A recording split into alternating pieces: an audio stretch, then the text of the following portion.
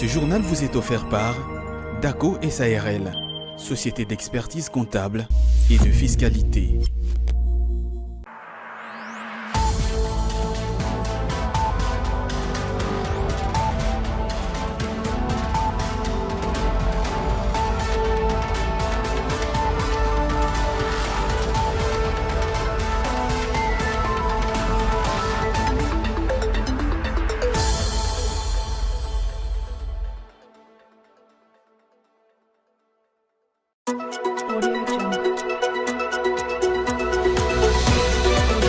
Le gouvernement de la République va expédier les affaires courantes jusqu'à la nomination d'une nouvelle équipe gouvernementale, et ce, malgré la démission du Premier ministre Jean-Michel Sama Lukonde et de tout son gouvernement.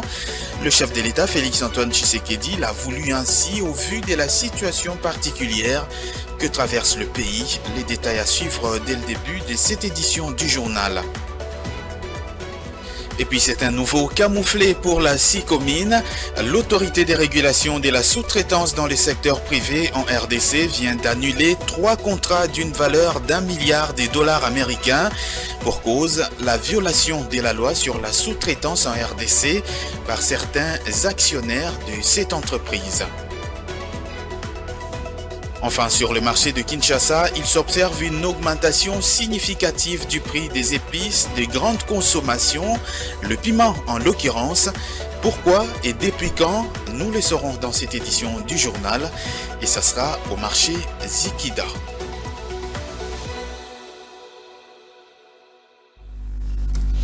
Voilà tout pour les titres de cette édition du journal. Soyez les bienvenus à toutes et à tous. Le Premier ministre congolais Jean-Michel Sama Lukonde, vous le savez, a présenté sa lettre de démission dans la soirée de mardi au président de la République, Félix-Antoine Tshisekedi, à la Cité de l'Union africaine. Une démission qui intervient après la validation de son mandat en qualité de député national. Par ailleurs, le président de la République a demandé au gouvernement Sama Lukonde d'expédier les affaires courantes, car la démission du Premier ministre a entraîné de facto celle de l'ensemble du gouvernement. Quelques jours après la validation de son mandat en qualité de député national, Jean-Michel Sama Lukonde décide de déposer sa lettre de démission auprès du président de la République, Félix-Antoine Tshisekedi Tshilombo. Sama Lukonde revient ici sur le bien fondé de cet entretien. Aujourd'hui, je suis venu conformément aux prescrits de la Constitution, notamment l'article 108, mais aussi ceux de la loi électorale, les articles 77 et 78, mais également du règlement d'ordre intérieur de l'Assemblée nationale, les articles 122 et article 19, qui, à la suite de ma validation, depuis le 12 février, comme député national, me mettait devant un choix.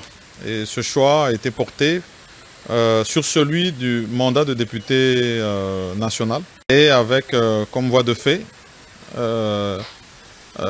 la demande de venir me présenter devant le président de la République pour non seulement l'informer de mon choix et par voie de conséquence de ma démission comme chef du gouvernement, Premier ministre, et par la suite du gouvernement que j'ai eu l'honneur de diriger. Malgré cette démission, à en croire le communiqué officiel de son directeur de cabinet, le président de la République a demandé au gouvernement Sama Lukonde d'expédier les affaires courantes. Pour le chef de l'État congolais, cette décision a été prise suite à la situation sécuritaire qui prévaut dans la partie est du pays. Pour rappel, c'est depuis le 15 février 2021 que Sama Lukonde a été placé à la tête du gouvernement au terme des consultations nationales initiées par Félix Tshisekedi en 2020. Le Conseil de sécurité des Nations Unies s'est à nouveau penché sur les cas de violences dans l'est de la RDC, la République démocratique du Congo, qui a par ailleurs démontré une fois de plus à la face du monde les dénégations infondées habituellement développées par la partie rwandaise, à la liste desquelles figurent notamment les menaces proférées contre le Rwanda. En réponse à ces fausses allégations, l'ambassadeur Zenon Mukongo a démontré Congolais a démontré en tout cas que l'occupation rwandaise sur les territoires de la République démocratique du Congo était en violation notamment du droit international. On l'écoute dans cet extrait choisi pour vous par Juvette Mbelou. D'abord, dans sa déclaration, le représentant du Rwanda vous démontre qu'ils ont peur du génocide, ce qui est normal. Nous tous, nous avons peur du génocide. Le représentant du Rwanda a peur de la rhétorique. Il parle de la rhétorique, il parle des discours, de menaces qui ont été proférées contre le Rwanda, qui prennent au sérieux. Mais eux, ils ont envahi le territoire d'un pays. Ils sont sur le territoire de ce pays avec armement, avec troupes, avec des lance-missiles, des lance-roquettes. Et ils ont peur de la rhétorique. Nous prenons bonne note de cela. Enlevez vos troupes de la RDC et vous n'aurez pas peur de la rhétorique. Tout le monde, ce conseil notamment, est témoin que le Rwanda, qui dans sa folie de grandeur, a continué à armer les M23 pour bloquer le processus de Luanda dans lequel nous étions tous engagés. La vérité, tout le monde le sait, c'est un secret de polichinelle. Les Rwandais sont au Congo pour piller les richesses, les minéraux stratégiques qui gisent dans le sous-sol de la République démocratique du Congo. Rien de plus, nous le savons. Donc, votre alibi pour venir exploiter les richesses de la RDC ne tient pas à la roue. C'est depuis 1996 que vous développez cet argumentaire. Ça ne tient pas la roue. Le Conseil est fatigué de vous entendre dire la même chose. Je l'ai annoncé dans le sommaire de cette édition du journal, l'autorité des régulations de la sous-traitance dans le secteur privé en RDC a annulé 3 contrats d'une valeur d'1 milliard de dollars américains pour violation par la SICOMIN de la loi sur la sous-traitance. Les entreprises visées par cette mesure administrative sont tenues par des actionnaires de SICOMIN qui s'est déguisé en tout cas en sous-traitant congolais pour exécuter des travaux notamment d'excavation au sein de la même société principale. 1 milliard de dollars américains des contrats des sous-traitances annulés à la SICOMIN. C'est la grande décision prise par l'autorité de régulation de la sous-traitance dans le secteur privé pour non-respect dans le chef de la SICOMIN de prescrire de la loi régissant la sous-traitance en République démocratique du Congo. Les entreprises visées par cette mesure administrative sont notamment les sociétés CREC 7, CREC 9, International 13 Fest et l'entreprise BAD Construction.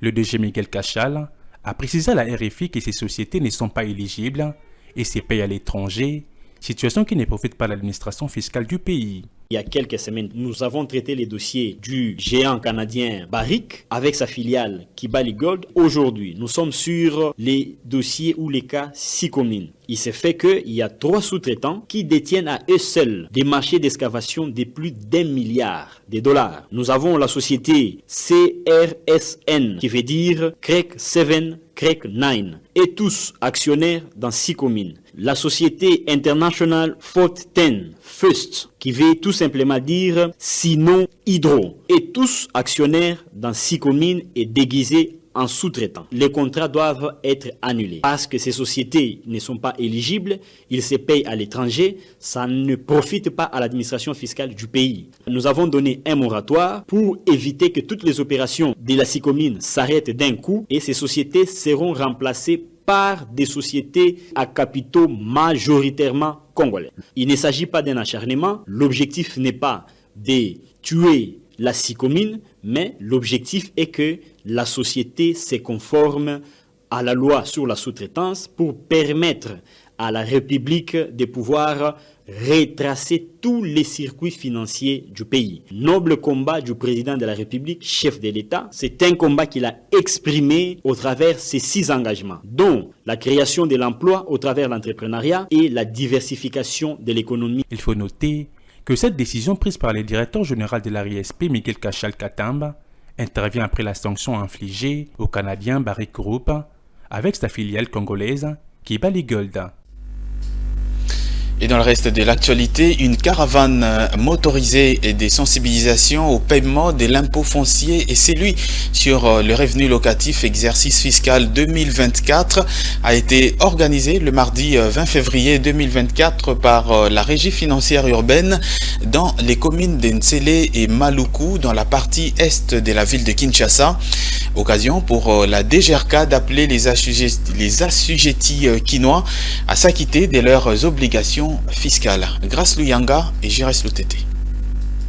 Dans leur caravane, les sensibilisateurs de la Direction générale de recettes de Kinshasa ont de vive voix appelé les assujettis de cette partie de la capitale à s'acquitter de leurs obligations fiscales. Il s'agit pour ces communes de Maluku, Nsele, de toutes les personnes propriétaires de sites touristiques et des propriétaires de parcelles soumises au paiement d'impôts. S'agissant des propriétaires de sites touristiques, ils sont imposables au paiement de l'impôt foncier en tant que personne morale.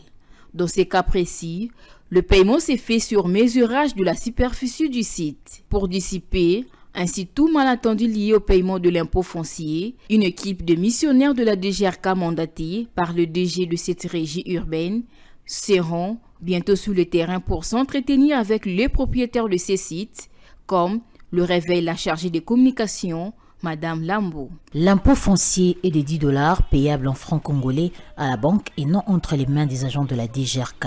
La loi dit que celui qui paye mal paye le double. Par ailleurs, l'impôt foncier pour la personne physique propriétaire d'une parcelle résidant dans la commune de Maluku s'élève à $10 payable en francs congolais aux banques indiquées. Les assujettis approchés sous la question n'ont pas caché leur appréciation au-delà de 6 gestions émises. Je me réjouis des éclaircissements apportés par les agents de cette campagne de sensibilisation de la DGRK. Je me rends à l'évidence que le paiement des impôts est un devoir civique que l'on se doit d'accomplir. J'estime que le chef de quartier et des rues devrait vous accompagner pour la réussite de votre émission. Cette campagne de sensibilisation est d'une importance cruciale au capital, mais seulement il faudrait associer le chef de quartier et des rues. Pour rappel, l'échéance de l'impôt foncier court le 31 mars prochain, après son report du 1er février, dans le but de permettre à tous les assujettis de s'acquitter de leurs obligations fiscales. Faire le bilan des 2 ans de gestion de l'actuel comité dirigeant, resserrer les rangs du syndicat national des médecins, mais aussi passer en revue le 5e conseil national du SINAMED. Voilà donc ce qui fera l'objet du 6e conseil national et du premier congrès extraordinaire de cette organisation syndicale qui se tiendra du 22 au 24 février 2024 sous les thèmes SINAMED ASBL à l'ère des réformes conséquentes pour un leadership syndical fort, responsable et réaliste. Osé Kabamba.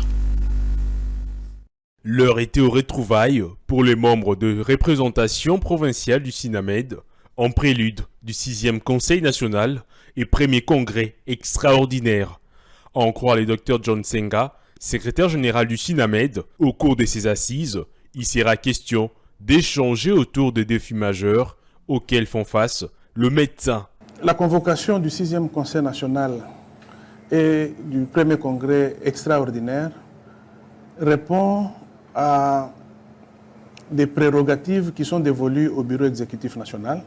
Quant à la convocation du 6e Conseil national, elle est tout à fait une session ordinaire, c'est-à-dire tous les 2 ans, nous nous retrouvons pour faire un peu le bilan de notre fonctionnement au niveau de toutes les provinces. Par ailleurs, le secrétaire général du SINAMED rassure de la poursuite des différentes revendications du syndicat auprès du gouvernement. S'agissant de membres qui seraient soupçonnés de toucher des pots de vin, il annonce de mesures fermes. C'est d'abord le défi par rapport à la situation sociale et professionnelle des médecins. Je ne vais pas revenir là-dessus. Régulièrement, nous envoyons des cahiers de charges auprès du gouvernement. Nous allons nous retrouver là-bas, nous allons vider l'abcès qui fait que le SINAMED soit considéré par quelques personnes comme faisant partie d'un réseau mafieux. Ici est de signaler que le ministre de la Santé a été invité aux échanges à huis clos afin d'éclairer la lanterne de médecins du SINAMED sur la question relative à la couverture santé universelle et particulièrement la gratuité de la maternité. Et tout à fait autre chose dans ce journal, les charges et frais imposés aux épargnants par les banques commerciales privées exerçant en République démocratique du Congo sont-ils tout simplement exorbitants? C'est bien ce que pensent certains économistes congolais qui suggèrent par ailleurs à la Banque centrale du Congo d'instaurer le système d'assurance sur le prêt pour mieux encadrer cette situation, une situation qui serait due à l'absence totale de compétition entre les banques. On écoute à ces sujets Mathieu Takizala au micro de Betty Tanfumu et Pichunzita.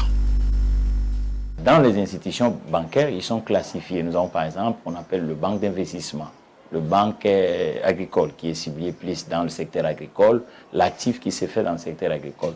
Nous avons les sociétés financières, ce que vous appelez aujourd'hui la plupart, ce sont les microcrédits à taux variable. Si vous êtes aux États-Unis, on vous dira les revolving, ou en France, ça veut dire que les crédits, on va donner aux gens sans des conditionnalités, mais les taux d'intérêt varient. Vous allez voir que l'absence de compétition dans le secteur bancaire, l'absence de la compréhension du système bancaire par rapport à tous les Congolais a des conséquences à ceux qui contribuent ou qui travaillent avec la banque. Un autre élément, c'est les durées d'étalement. Nous avons par exemple en termes de crédit, c'est ce que nous appelons le crédit consommation, un crédit où je prends pour acheter un véhicule, un crédit où je prends pour acheter une maison, un crédit où je prends pour acheter une poste de téléviseur.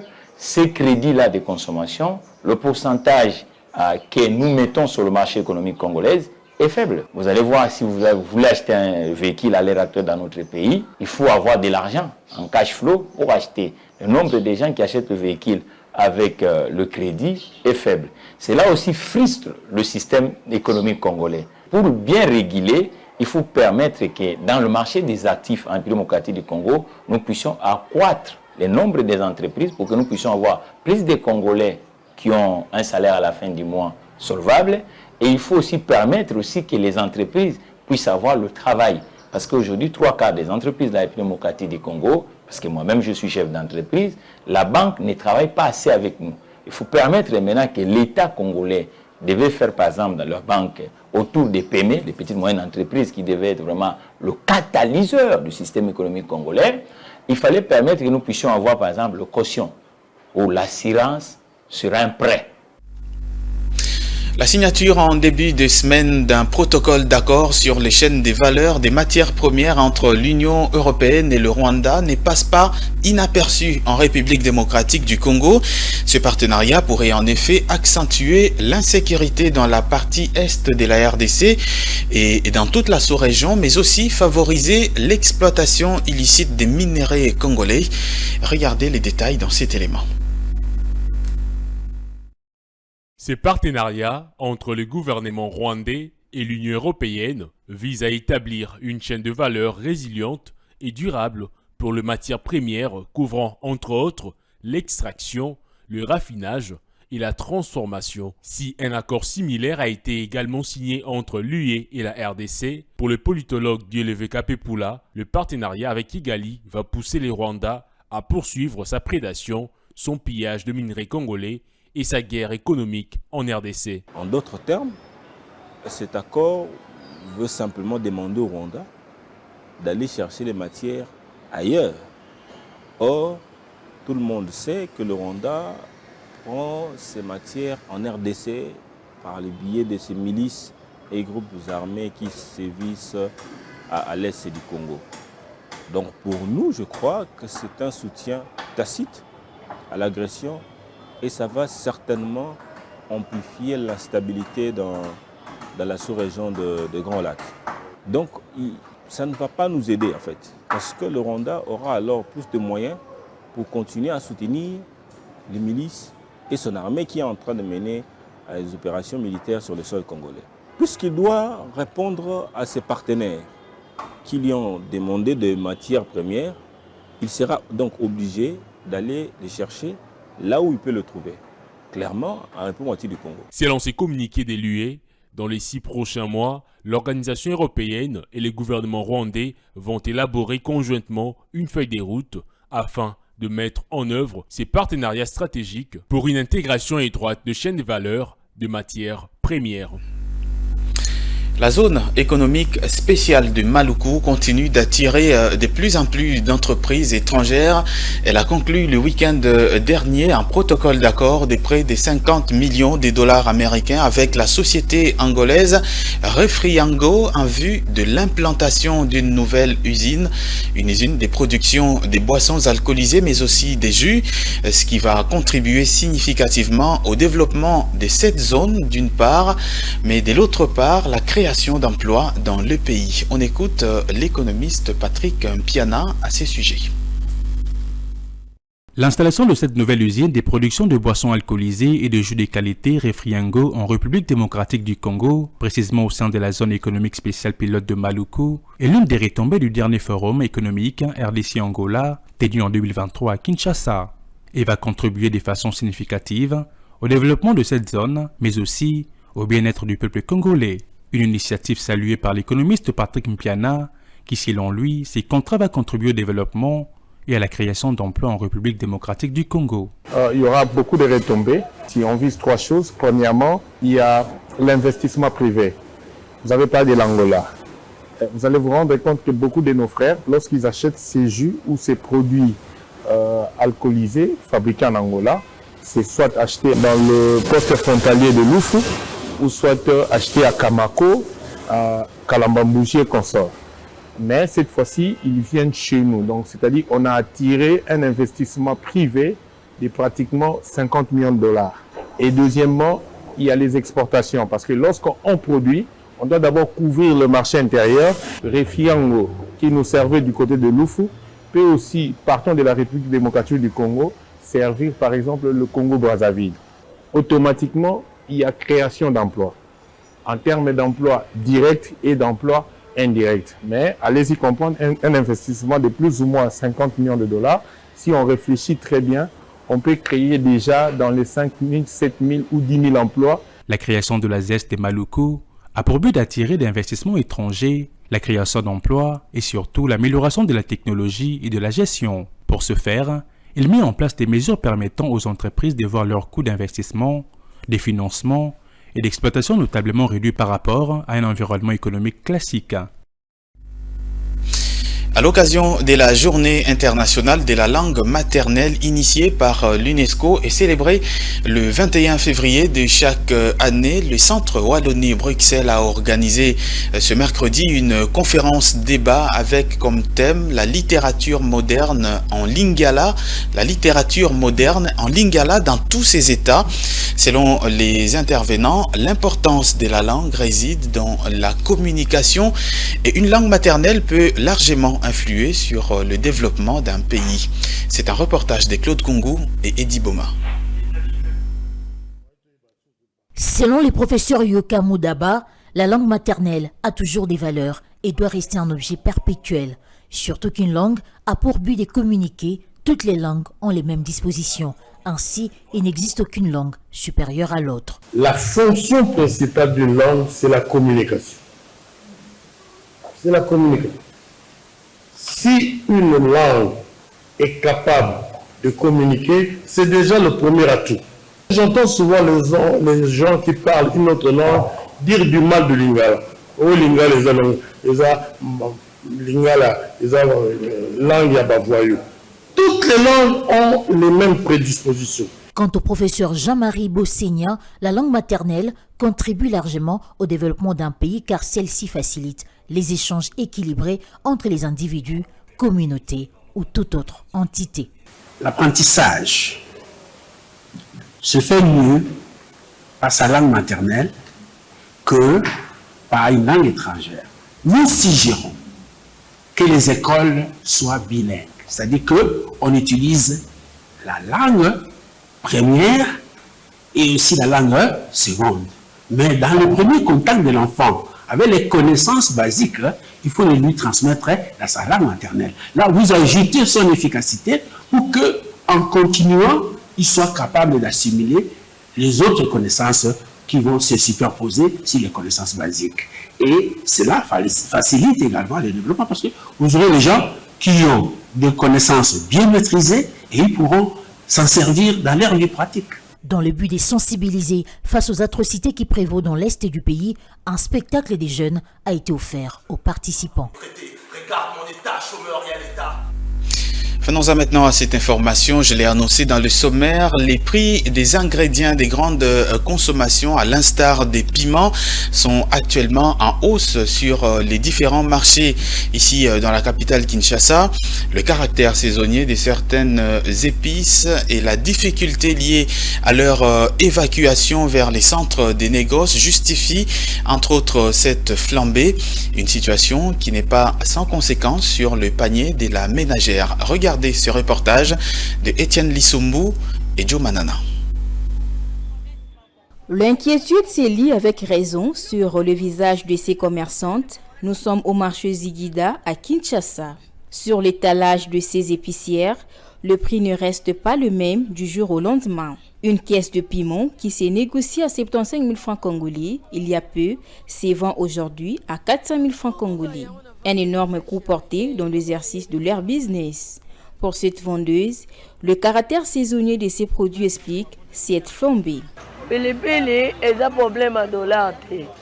La flambée du prix des piments sur le marché n'est pas due à l'inflation du taux d'échange du dollar. C'est plutôt saisonnier car les agriculteurs sèchent au mois de janvier pour récolter vers entre le mois de juillet et d'août. C'est ce qui justifie la hausse du prix du piment sur le marché actuellement. Les coûts du transport et la multiplicité de taxes complètent la liste de raisons qui expliquent l'augmentation du prix de ces ingrédients de grande consommation, à l'instar de la caisse de poivrons, dont le prix est passé de 100 000 à 300 000 francs congolais.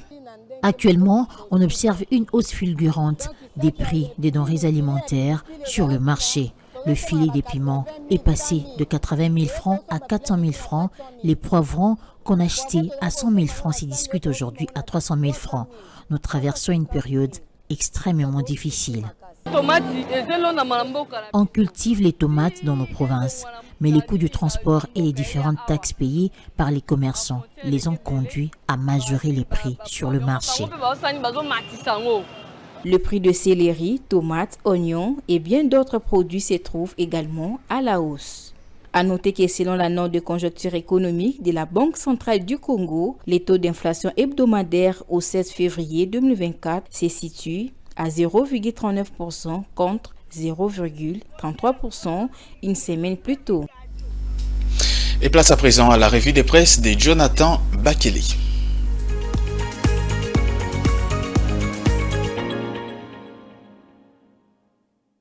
Bienvenue mesdames et messieurs dans cette revue de presse économique sur Ecofin Télévision. Débutons avec la prospérité qui titre sa 8e page. Miguel Cachal-Katambe résilie 3 contrats à hauteur d'1 milliard de dollars américains. Le journal écrit « Il y a quelques semaines que l'autorité de régulation de la sous-traitance dans le secteur privé a traité les dossiers du géant canadien Barrick avec sa filiale Kibali Gold. Aujourd'hui, ils sont sur les dossiers Sycomine. Il s'est fait qu'il y a 3 sous-traitants qui détiennent, à eux seuls, le marché de plus d'1 milliard de dollars américains. Il s'agit notamment des sociétés Craig 7, Craig 9 et International Thornton First, qui signifient Sino Hydro, toutes deux tenues par les actionnaires de Sycomine qui se déguisent en sous-traitants. La 3e entreprise, c'est Band Construction, a donc déclaré de manière substantielle Miguel Cachal-Katambe, le directeur général de l'ARSP. Le journal poursuit, ces sociétés ne sont pas éligibles et se payent à l'étranger, situation qui ne profite pas à l'administration fiscale du pays. C'est ainsi que l'ARSP a donné un moratoire pour éviter que toutes les opérations de la Sycomine ne s'arrêtent d'un coup et ces sociétés seront remplacées par les sociétés à capitaux majoritairement congolais, a martelé le DG Miguel Katem-Kachal, qui estime que cette action, qui va permettre aux entreprises congolaises de gagner des contrats et d'engager plusieurs milliers de jeunes, s'inscrit dans le cadre du noble combat du chef de l'État Félix-Antoine Tshisekedi, un combat qu'il a exprimé au travers de ses engagements dont la création de l'emploi au travers de l'entrepreneuriat et la diversification de l'économie nationale. Il y a lieu de noter que cette décision prise par le directeur général de l'ARSP Miguel Cachal-Katambe intervient après la sanction infligée au Canadien Barrick Group avec sa filiale congolaise Kibali Gold, conclut le journal. Terminons avec le groupe L'Avenir qui titre à sa 7e page « Sama Lukonde démissionne ». Les confrères notent, le Premier ministre Jean-Michel Sama Lukonde a déposé sa démission auprès du président de la République, Félix-Antoine Tshisekedi, le mardi 20 février 2024, à 17h juste.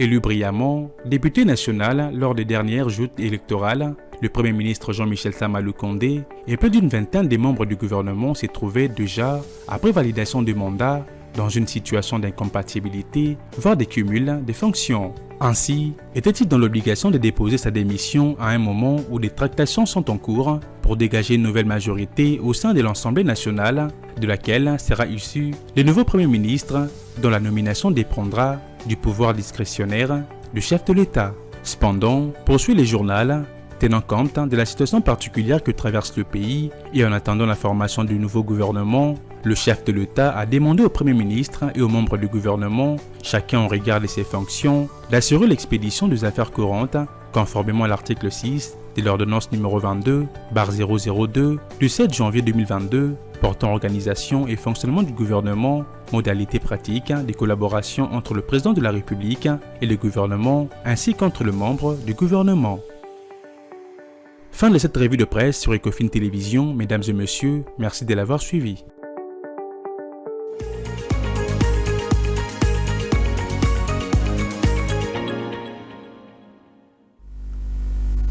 Nous sommes arrivés à la fin de cette édition du journal. En voici tout de suite les principaux titres.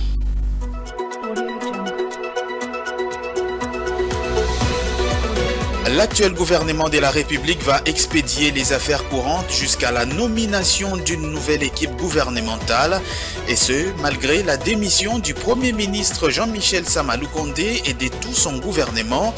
Le chef de l'État l'a voulu ainsi au vu de la situation particulière que traverse le pays. Les détails, vous les avez eus dans cette édition du journal. Et puis c'est un nouveau camouflet pour la SICOMIN. L'ARSP, l'autorité des régulations de la sous-traitance dans les secteurs privés, vient d'annuler 3 contrats d'une valeur d'1 milliard de dollars américains.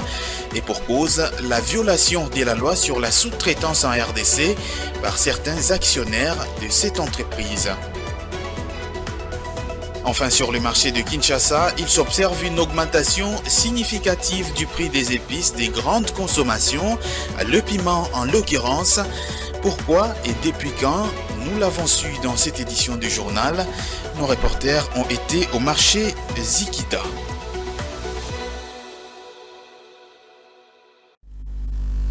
Fin de ce journal. Merci à toutes et à tous de l'avoir suivi. Je vous souhaite une excellente suite des programmes sur votre chaîne.